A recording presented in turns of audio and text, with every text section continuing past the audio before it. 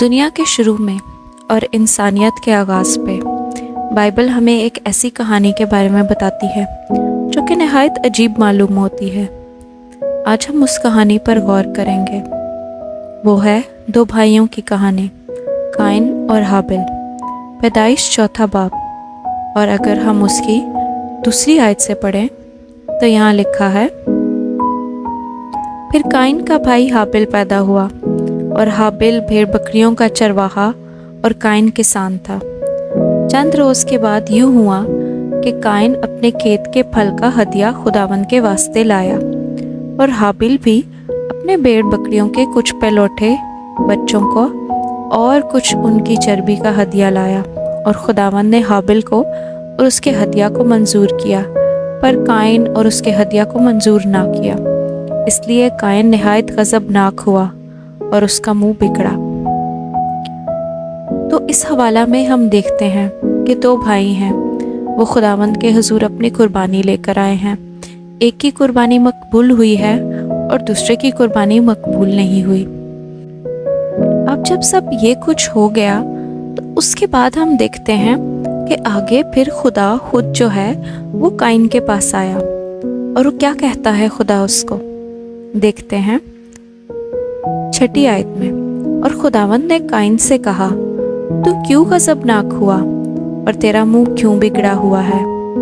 اگر تو بھلا کرے تو کیا تو مقبول نہ ہوگا، اور اگر تو بھلا نہ کرے تو گناہ دروازے پر دبکا بیٹھا ہے اور تیرا مشتاق ہے، پر تو اس پر غالب آ۔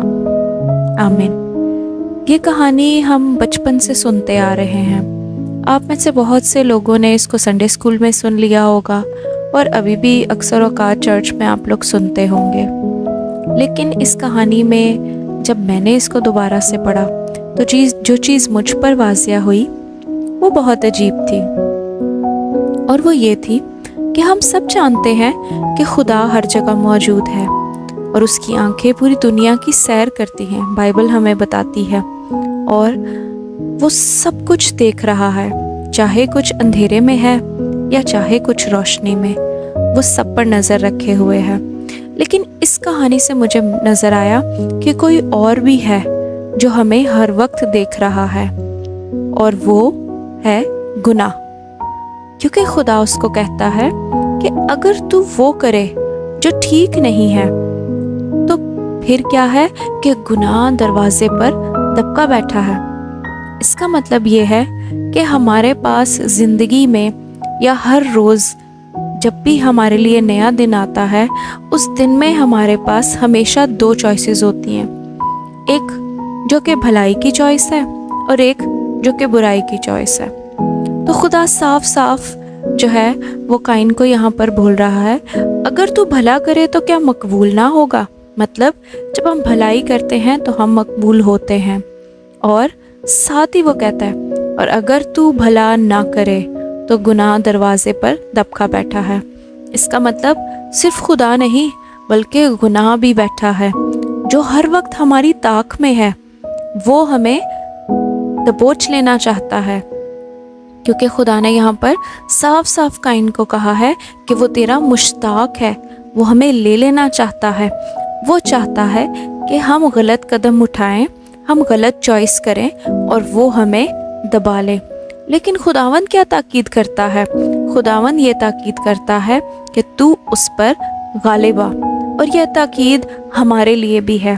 جو انسانیت کے شروع میں خدا نے تاکید کر دی، اور جو انسانیت کے شروع میں خدا نے ایک بھید کی بات بتا دی کہ میں تو ہوں جو تجھے دیکھ رہا ہوں، لیکن گناہ بھی دروازے پر موجود ہے، اور وہ دبکا ہوا ہے، وہ چھپا ہوا ہے، اور وہ ہمارا مشتاق ہے۔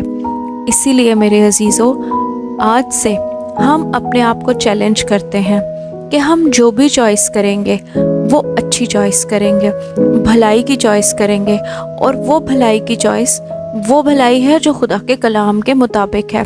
اگر ہم اپنے لیے خدا کے کلام کے مطابق اچھا ایکشن نہیں چنتے کہ ہمیں کیا کرنا چاہیے، اگر ایک سچویشن آ گئی ہے اور ہمارے پاس 2 راستے ہیں، اور اس راستے میں سے ہم خدا کے مطابق نہیں چنتے، کلام کے مطابق نہیں اس پر عمل کرتے، तो फिर हम बुराई के रास्ते को चुन रहे होते हैं। और जब हम बुराई के रास्ते को चुन लेते हैं तो जो गुनाह दरवाजे पर दबका बैठा है वो हमें आकर दबोच लेता है।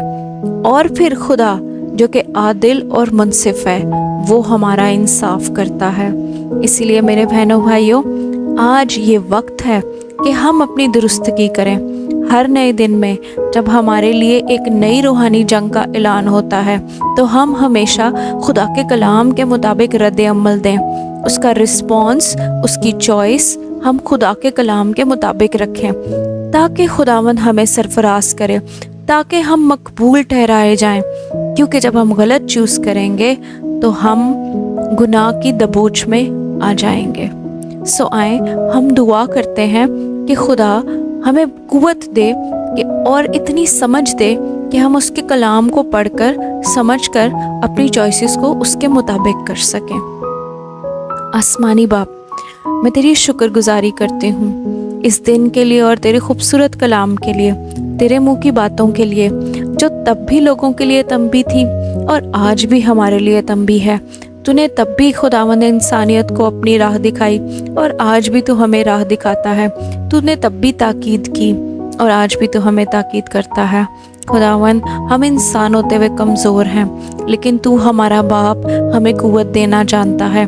आज हम तेरी हजूरी में आए हैं तुझसे कुव्वत लेने के लिए, तुझसे कुदरत लेने के लिए। खुदावंद, हमें हिकमत भी दे, हमें कुव्वत भी दे, ताकि हिकमत से हम तेरे कलाम को और तेरे मुंह की बातों को समझकर उसके मुताबिक उस पर अमल कर सकें। और कुव्वत इस बात की दे कि इब्लीस के हर उस वार का, उसकी हर एक आजमाइश का जो वो हमारे सामने लेकर आता है, हम उसमें जब चॉइस करने लगें तो हम तेरे कलाम के मुताबिक चॉइस कर सकें। आसमानी बाप, मेरे जितने बहन भाई मुझे अभी सुन रहे हैं, तू उनके भी साथ हो, उनको भी कुव्वत दे, उनको भी हिकमत दे, ताकि वो मजबूती से तेरे कलाम पर कायम रह सकें, अच्छी चॉइसेस कर सकें अपनी ज़िंदगी में जो कि तेरे पाक मर्ज़ी के मुताबिक हैं और तेरे रूह से मामूर रहें। रूहुल कुदस, मैं तुझसे दरख्वास्त करती हूँ कि तू हम सबों के साथ हो, क्योंकि तू हमारा मददगार है, तू हमें हदायत करता और सिखाता है। इसीलिए हमें वो कान दे कि हम तुझे सुनकर अपनी ज़िंदगी में वो फ़ैसले कर सकें जो कलाम के ऐन मुताबिक हैं, ताकि हम गुनाह की ज़द में ना आएं बल्कि खुदा की नज़र में मकबूल ठहरें। आसमानी बाप, ये सब कुछ मैं तेरे प्यारे बेटे यीशु मसीह के कुदरत वाले नाम से मांगती हूँ। आमीन।